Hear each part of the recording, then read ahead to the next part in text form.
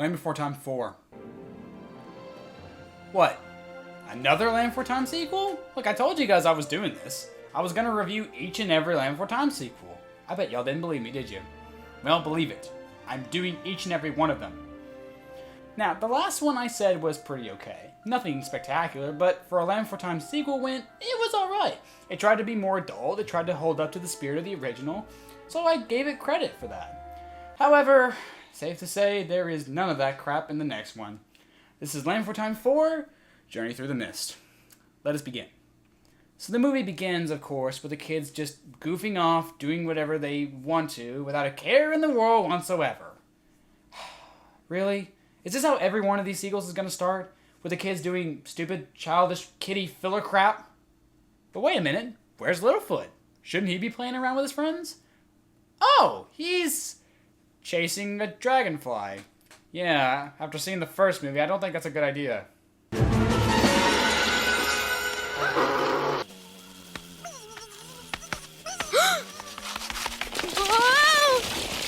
Oh man, the movie was this close to being the shortest sequel.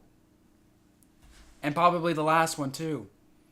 But no, Littlefoot can't fall to his anticipated death, because then he wouldn't see the migrating herd of longnecks that's coming to the Great Valley.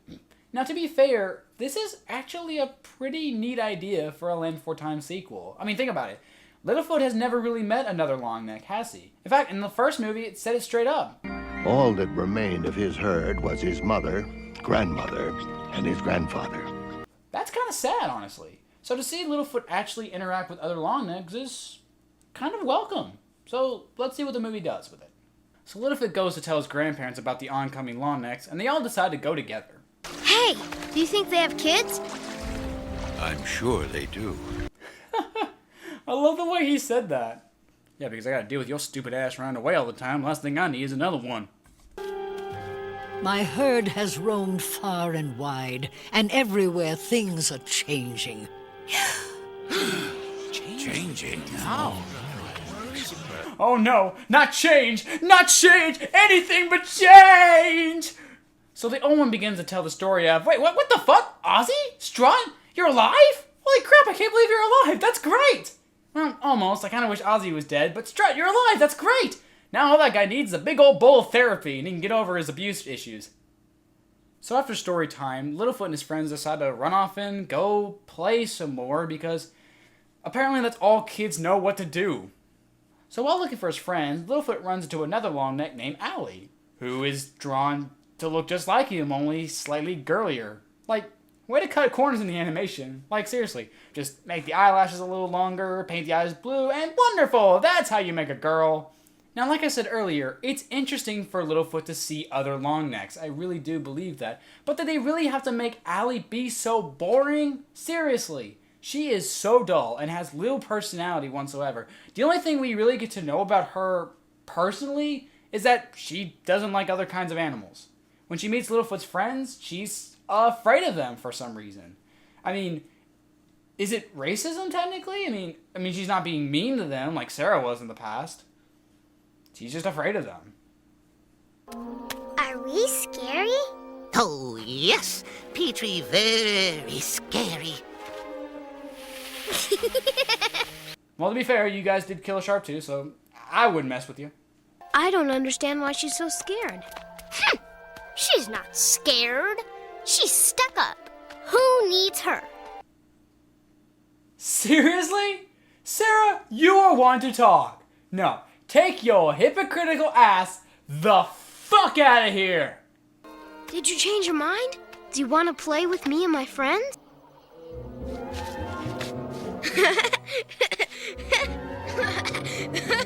This isn't enough to warrant a personality. If she did it more throughout the movie, then maybe. But no, this is the only time in the movie she does it, so it's not a personality. But despite the fact that Allie's is as boring as a textbook, Littlefoot decides to hang with her anyway. But after realizing he's ditching his friends and being a complete asshat about it, he decides to go find them. While looking for them, he comes home to find that his grandpa isn't doing so well. I've seen this sickness many times in my life. No dinosaur ever recovers from it unless they eat the golden petals of the night flower. Sick dinosaurs eat them and are cured, if they eat them in time. That's right! The only thing that can save Grandpa is a magical flower. We're entering strange magic territory, guys. God, and people are still getting mad at me because I call Marianne a feminist. Littlefoot, I want you to promise that if anything happens to me, you're still very young, and Grandma isn't as strong as she once was. Promise me that you and Grandma will go with them if the time comes. But Grandpa, you're going to get better. Promise me. I promise. So yeah, I'm sure a lot of you can kind of guess right away, Grandpa isn't going to die. Littlefoot will succeed in saving him, and Grandpa Longneck will be perfectly fine by the next film. I'm sorry, it's just the way these movies go, alright? If you're under the age of 10, then of course you're not going to be able to guess he'll make it. But again, if you are over the age of 10, then yeah, you'll see it coming a mile away. Now, I know what you're thinking, I must have a thing for old people dying. I don't. And it's not that Grandpa's a bad character, but I think we can all agree these movies would be so much better if they were as dark and mature as the original.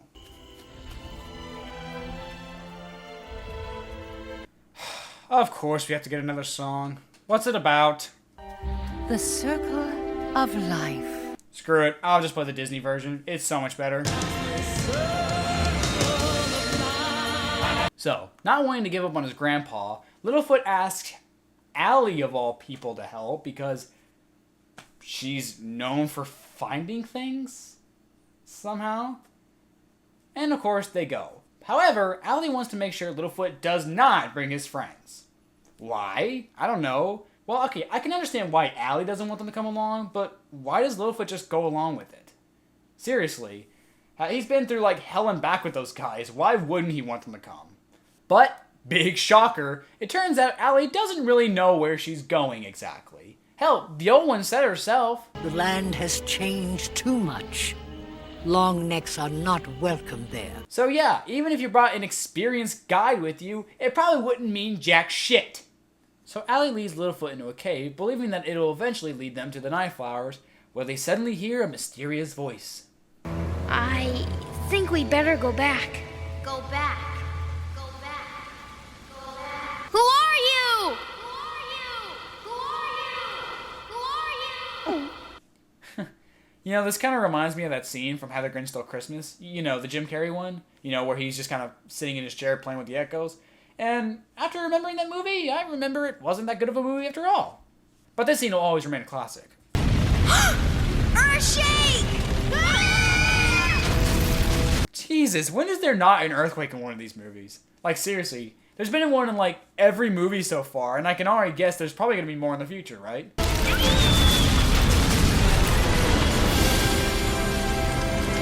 What the hell? Why is there triumphant music here?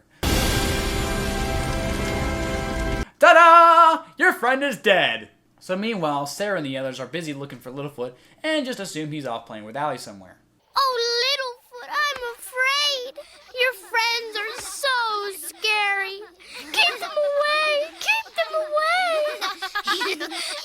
You know, don't you just love when these movies have such great consistency? Like in the last movie, we learned that bullying is a pretty bad thing to do, but at the same time, bullies aren't necessarily bad people. They can just be people coming from really bad places. While here, though, Sarah's now making fun of a person who might have some serious psychological issues. Good for you, movie. But, of course, Grandma Longneck tells him that he and Allie have both gone off to get the Nightflowers, because they want to save Grandpa, of course. Which brings up a kind of interesting point. Now, I know why Grandma can't go after them, because she's just too old. But where's Allie's mom? We know she has one. Come, Allie, it's late. But, Mother, isn't there any way we can help? Seriously, why doesn't Allie's mom go after them, alright? They know she's missing, so why doesn't Allie's mom go after them? I mean, a mother will do anything for her child. Anything. So where the hell is that bitch? Fucking homewrecker. The land of mists is a dangerous place. You must promise me you won't go there. They're gonna go. Littlefoot should have asked us to go with him. But no. He wanted to go along with his new friend. That's a good point, actually. So while trying to figure out where the land of mists is, Allie coincidentally shows up and offers to take them to Littlefoot. You've got to come now. We coming, Ellie? Well, I'm not. Why should we believe her? She probably made that story up. I did not. What? Why? What would Allie get out of lying to you guys? Plus, Grandma Longneck already told you where he was going, so... Why? Oh, I get it. Because you have to look like the mistrusting bigot again, don't you? God, didn't we already learn this? Hell, doesn't this scene look a little familiar? I'm leaving. Sarah, we have to keep following the bright circle. I'm taking the easy way for once. Huh. Yeah, it does. This is straight out of the first movie. Sarah already learned this lesson. Why are we making her learn it again? So meanwhile, Littlefoot is continuing to explore the cave, but he gets the feeling he's being followed.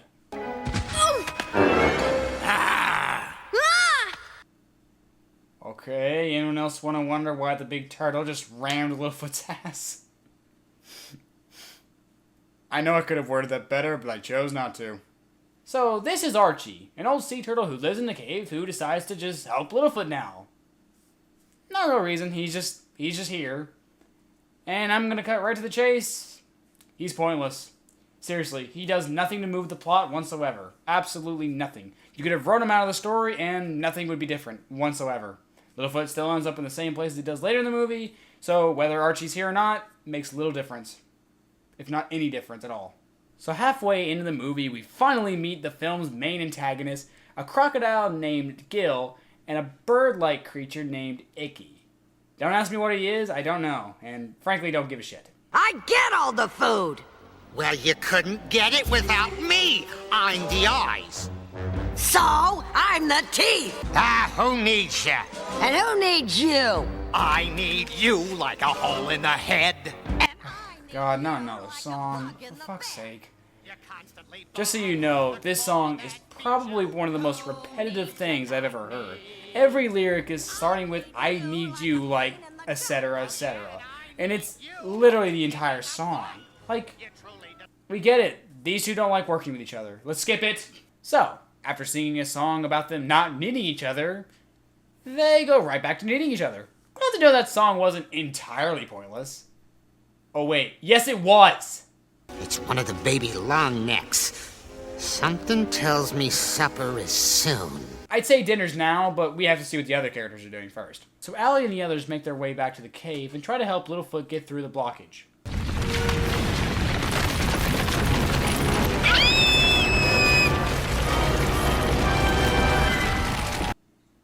Okay, how the hell did Spike survive that? Like, literally, all those rocks just rolled right over him. Like he wasn't even there.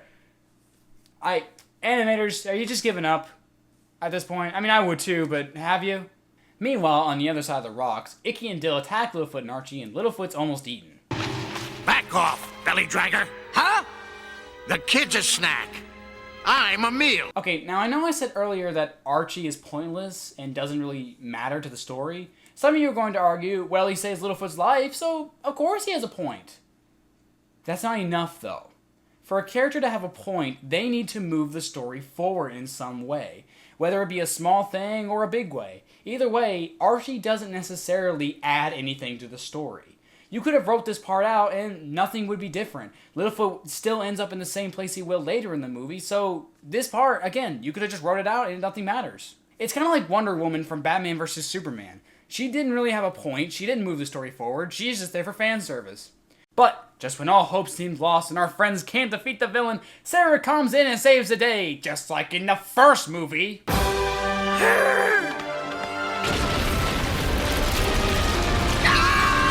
Yeah, I'm gonna call bullshit. Sarah is not, never has been, and doubtfully ever will be that strong. There's no way in hell. Ever.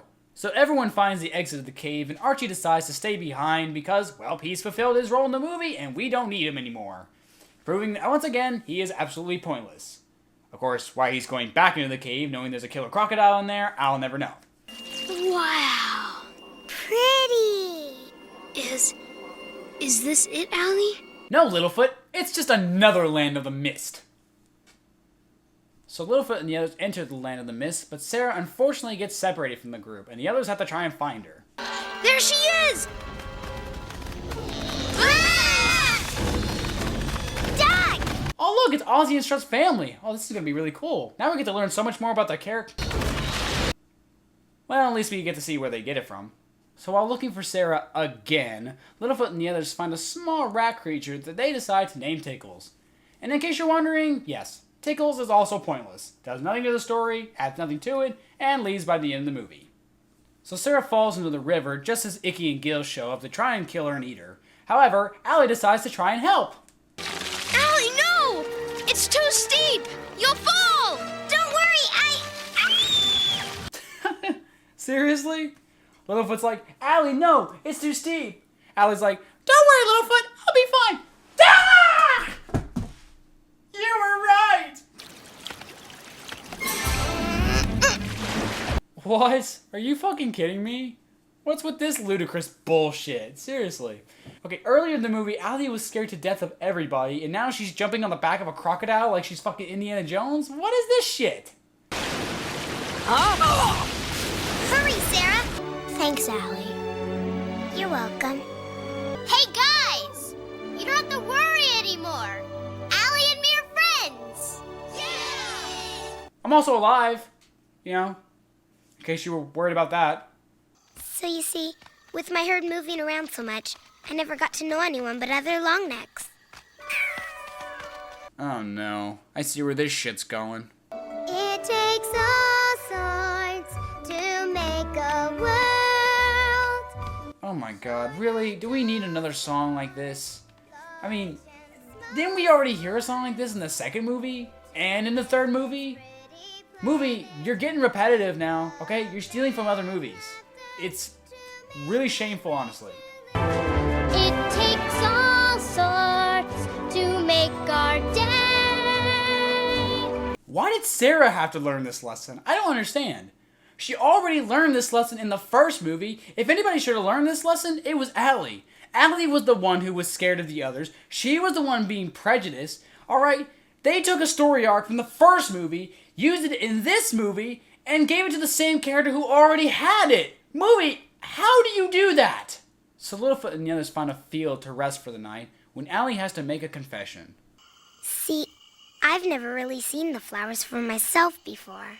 You haven't? You're just figuring that out now? Littlefoot, I know you're a kid, but are you fucking dense?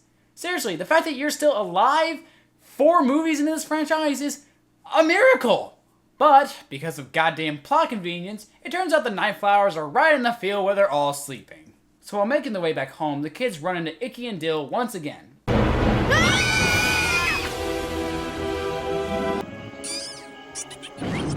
Final! Again, this doesn't warrant a point for this character, okay? Ducky could have done the same thing. Honest, it wasn't me! Okay, Sarah, what the fuck? Like, that was worse than when you told the egg snatchers that Chomper was a kid. Oh no!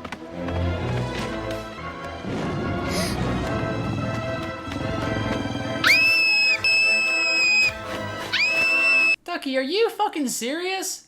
You're gonna get fucking killed, you idiot! You know what? You deserve that. That's all on you. Let go! Man, I haven't seen a little girl get choked that much since... You know what? I'm not even gonna finish that sentence. I'm sure what I have to say after that might be a little incriminating, so I'm just gonna shut up now. Ducky! Ducky! Ducky! So, after 4 movies, Spike finally spoke. And he sounded like Bubsy the Bobcat of all the things. What could possibly go wrong? But it's okay, because Spike's ability to suddenly speak is enough to wake Ducky up and allow her to save herself.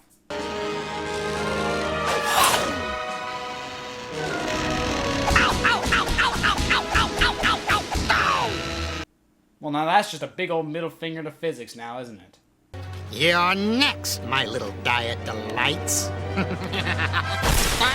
Okay, if you're gonna be that stupid, then you deserve to die. Like, straight up. So the villains are defeated, Tickle says goodbye, and the others are able to get back to the Great Valley just before Littlefoot's grandpa kicks the bucket. Don't worry, Grandma. The night flowers will make him well again. The old one said so. I hope she was right. And I hope it's not too late. Sorry, but it is. Alright, in the real world, it would be too late, and Littlefoot's grandpa would actually die. And look, I'm sorry. I'm sure Grandpa's a nice guy. It's just that, damn it, I really wish these sequels would be more dark and more adult like the original. Alright, let Grandpa die, alright? Make the struggle a little harder for Littlefoot, alright? I get it, the kid's been through a lot, but again, that's the way the real world works, alright? Sometimes life sucks, alright? That's all I'm asking, for this movie to be just a teeny bit, a little bit more realistic. You know? Instead of having to roll out a goddamn magic flower that just heals people. But no, despite all probability and odds, nope, Grandpa is perfectly fine, and he will continue to be fine for the rest of the franchise. Damn it. So, because the movie's finally over, all the migrating longnecks now have to leave, and Allie unfortunately has to leave with them. Aw, I'm so gonna miss this well-developed character. Goodbye, Littlefoot. I know we'll meet again someday. I know we will too. Yeah, I doubt that. Funny enough, we do see Allie again in the future. Not in any of the sequels, no, but in one of the episodes of the TV show. And before you ask, yes, there was in fact a Land Before Time TV series. I shit you not.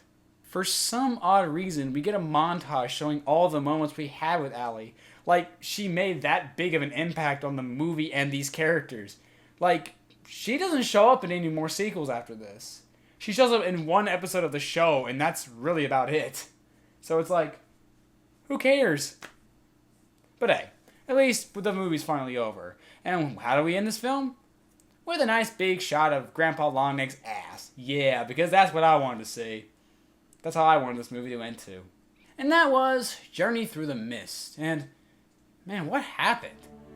Look, I'm not going to act like the last two films were anything special or great, but they were at least decent, and I felt like while watching them, there was at least a little bit of heart and passion put into the projects. I feel like the people behind them genuinely wanted to make some okay, decent kids films.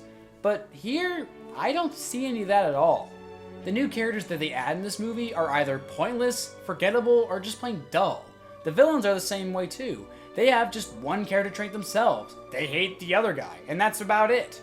But I think this movie's biggest issue comes from the repetition of the first movie, to the point where they actually stole an entire story arc from the first movie and just gave it to the same character for them to go through again. Why? It just feels lazy.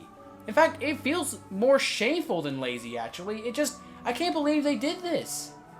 I don't know. Aside from these problems, there's nothing else to really say. The animation's still standard, the characters are still the same characters for the most part, nothing changes. It's what you expected of a Land Before Time sequel. Only this time, I don't feel the heart. I don't feel the passion at all. Like I said, I know these sequels aren't anything special, but the last two were at least decent. I at least felt they were trying. But here, there's no effort at all. No effort, no heart, just absolutely nothing. Nothing of substance whatsoever. And this is only the fourth one, guys. This is the fourth one. We still have 10 more to go. And if I'm starting to get sick of these movies by the fourth one, then I'm so gonna look forward to number 5.